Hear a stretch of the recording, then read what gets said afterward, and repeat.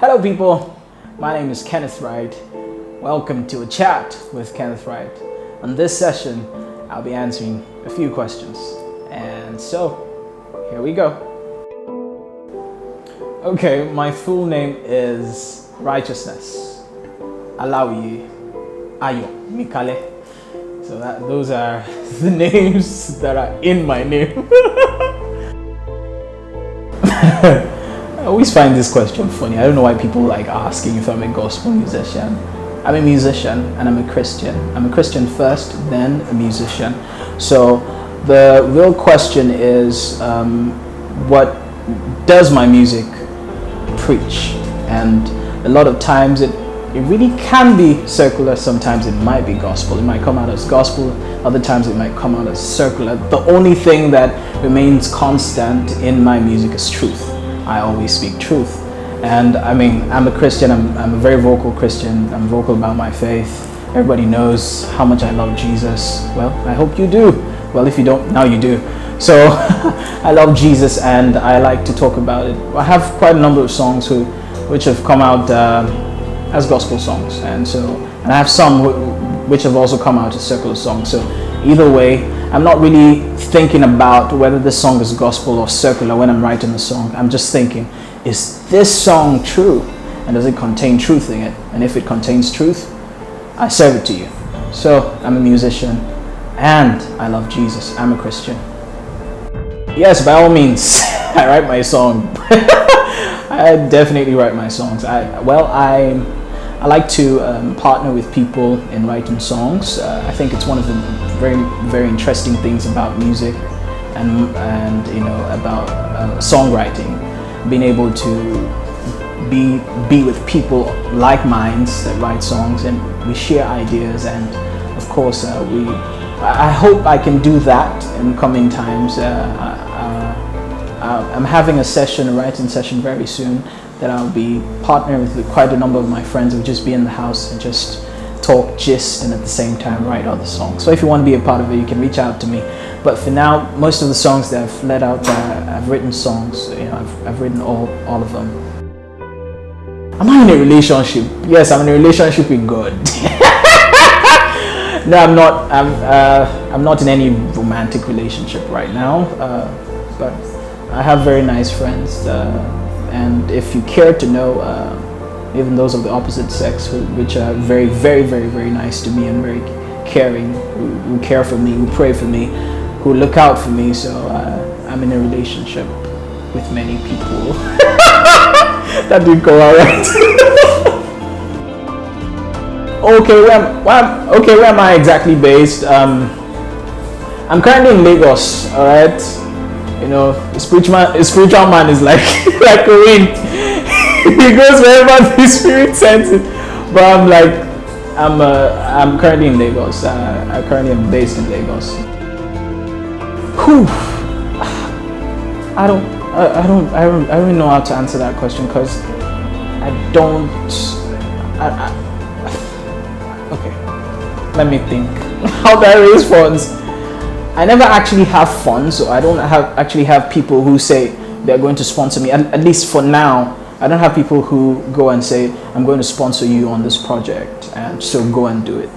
So even times when that has been the case, people have come out really disappointing you. Not really because they're trying to sabotage your your entire project, but because sometimes they're just humans and they really can't. They really can't. So for now, what we do on our project is we are sure that we have the personnel to be able to push the project. To be able to work the project, and my company, The Sound, the best guys. They're the gift of God. They're a gift of God to me.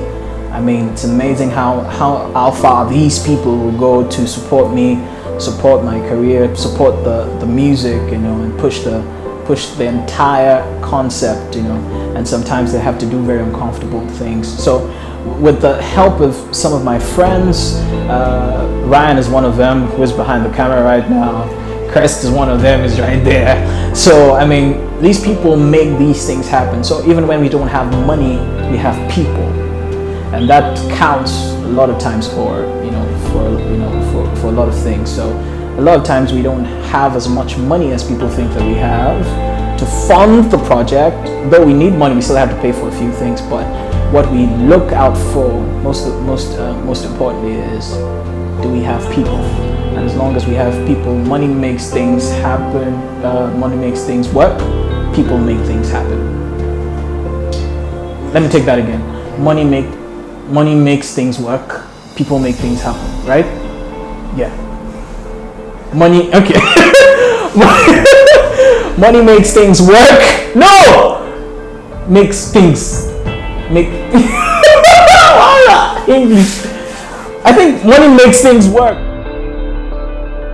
Mentorship. Actually, mentorship is one of my passions. I love to mentor people. I have a serious passion and a very burning desire to see, people come into the light of what I've come to understand over time, and things and realities in which I operate, which work and bring about great impact and result. I like to bring people into that light, and I've done that over time. The only challenge with mentorship is that most times people think that they want mentorship, but what they actually want is a relationship with you. And so a lot of people come and say, oh, you know what, okay, Kenneth, right, please mentor me. And I'm like, okay, first let me understand your journey, let me understand where you're headed to. And some of them really can't even answer these questions.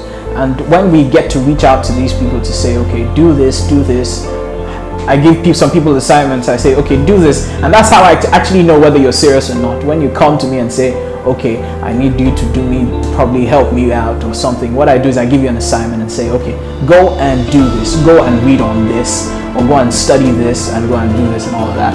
And some of them never even come back, or when they come back, it's like another 3 months, and I'm like, where have you been? All my life. But when they finally come back, they really didn't want desire to learn. They didn't have a desire to learn. Do you understand? They didn't have a desire to know exactly what it means to be in the shoes, in your shoes. And so a lot of times I don't want to waste my time. And by the way, I'm also on my journey. I'm also learning, and so I need to learn what I need to do per time. So sometimes I already have a lot on my plate, and I wouldn't want to just claim to mentor you without doing the work. So sometimes I just have to let it slide and just say, you know what, give me some time, or let me get into that phase in my life where I can, very well manifest, that part of me. Okay, we didn't stop LIM. Okay, we didn't stop. We just needed to upgrade.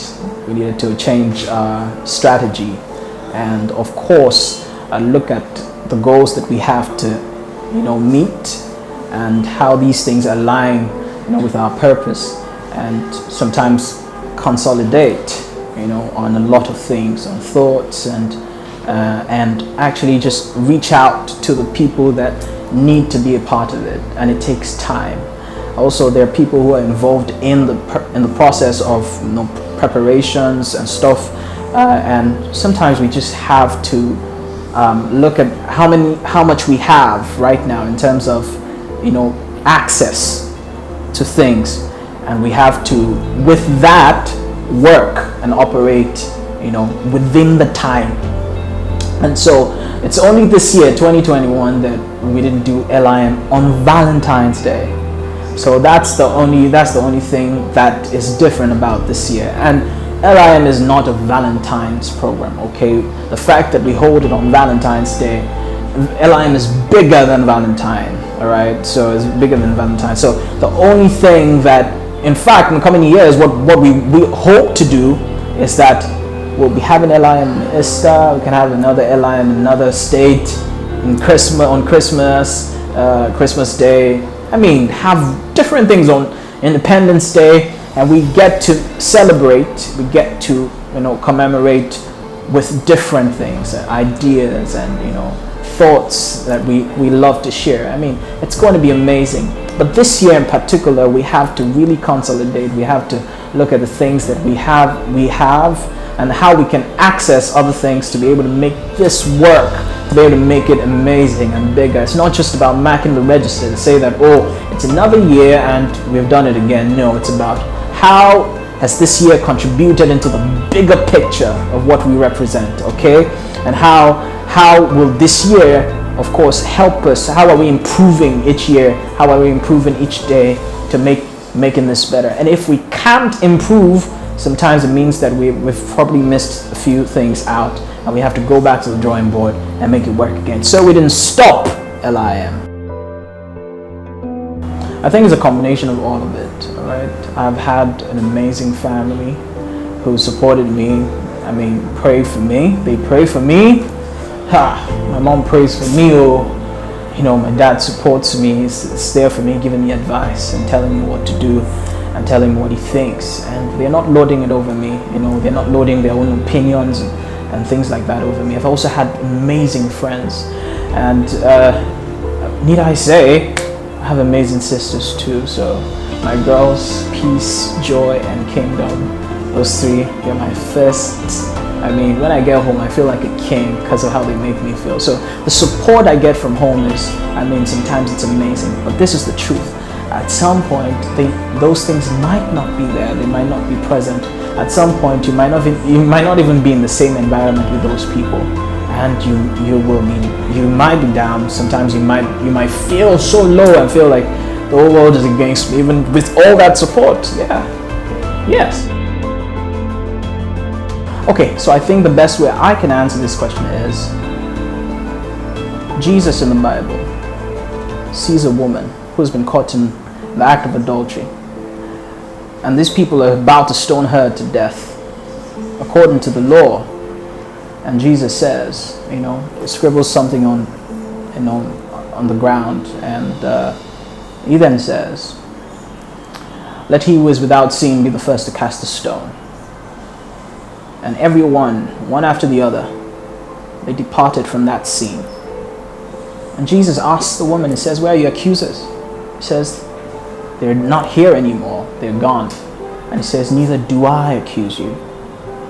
But he releases her and he tells her to go and sin no more. It's a very important story in the Bible, because there you understand the approach to be able to get people who are even doing wrong. When people are doing wrong, a lot of times they already know they're doing wrong. They don't need you to tell them they're doing wrong. Sometimes it requires that you remind them, and other times it requires that you show them. How would people know that you are my disciples if you do not love one another? And so a lot of times our lives are not preaching the very things that our lips are saying, okay? So our lives in itself should be an epistle of what true love is. And love the people who do not even think they deserve to be loved. People who do even think that, they already expect a particular response. And some people, they dress a certain way, they look a certain way, so they already feel like you're going to come at them in a certain way. But when you come and you disappoint them and you love on them as though they didn't do anything wrong, or sometimes they feel like, what kind of love is this? And then we can testify of a love that is different from that of the world, which is not all about whether you deserve it or not. Jesus says it. It says, if you love those that are lovable, you've done nothing special. When you love those that are unlovable, people that don't deserve to be loved, that in itself is the love of God. While we were yet sinners, remember, Jesus speak. Paul speaking. It says, Christ died for us. That's it. When we never deserved it, when we never even imagined or thought, we needed it, Christ still gave it to us. So give it to someone who doesn't even feel like it deserves it. Give it to someone who doesn't feel like she needs it. Then, when our eyes are open, she'll ask, "What kind of man are you? What kind of woman are you?" And then you can answer and say, "I've received something different, and I can share with you." And that in itself, I believe, is one of the best approaches to be able to reach out to people and love on people. But please, let's stop embarrassing people. I understand the case of violence, violent taking it by force. Whatever. I'm not even going to address that now. But I understand. Be violent in your spirit against the enemy. All right. Separate the people from what they do. All right. Love the people. Hate what they do, if it's wrong. All right. So separate their deeds, in terms of their bad behavior and stuff, separate it from them. All right, love them, hate the things that they do, and you're able to address those things properly. All right, so a lot of times we merge both the person and things that they do that are probably not bad, and it paints us as bad people at the end of the day. Do you understand what I'm saying? So it paints us as even very bad people, and we get to even respond in ways that we never imagined we could respond. And so in trying to, right a wrong, we become wrong. We become wrong in ourselves. All right. So as much as possible, no matter how much violence you have, I believe the word should be passion. All right. Have a passion for people. Have a passion for helping people. Have a passion from when you see someone doing something wrong. Have a passion to correct them. All right. And that passion, with love, in love, do the things that you do. Remember, the greatest of all is love.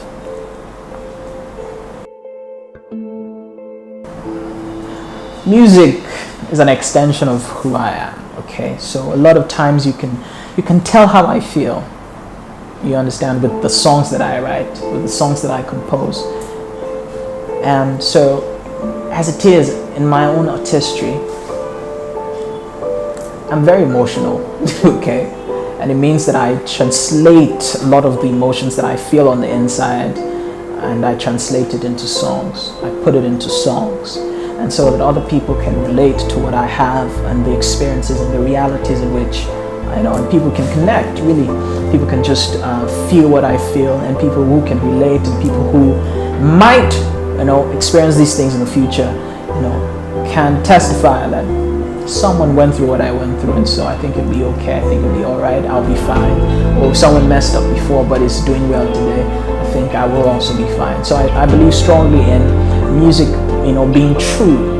Truth is a very important part of music, and a very, very vital part of my artistry. I like to speak truth. I like to say what exactly is true. And so in order to speak truth, you might not need to be emotional. All right. And that's the thing. The truth is not relative to you. All right. The truth is the truth. One of the major characteristics of the truth is it's consistent. The truth is the truth, whether yesterday, whether today or tomorrow. All right. Nothing changes the truth. The truth remains consistent. But at the same time, you want to be true. All right. You want to be true. And you want to be real, which is another word which I think is most appropriate for what I'm trying to communicate. You want to be real and let people see that what exactly you're going through is not just, there's no temptation that is not common to man. So sometimes I might write about me messing up. Sometimes I might write about me feeling down, maybe depressed, or feeling like the world is against me. But then I must consolidate it with truth, which is what God's perspective is, and I must rise up in that light to be able to perceive correctly and say, you know what, amidst what I'm going through, this is what God has said, and whose report will I believe? I will believe the report of the Lord. So am I emotional? Yes, I am emotional, but more than emotional, I like to be true. I like to be real, and I like to speak truth. Okay, so Kenneth Wright, the host, or whatever. Some of them are currently behind the camera. Crest is here, Ryan is here. Quite a number of people in the company, the sound. We're working on a project which will be released very soon. It's an amazing project we've worked around the world. Effort in trying to make sure that this work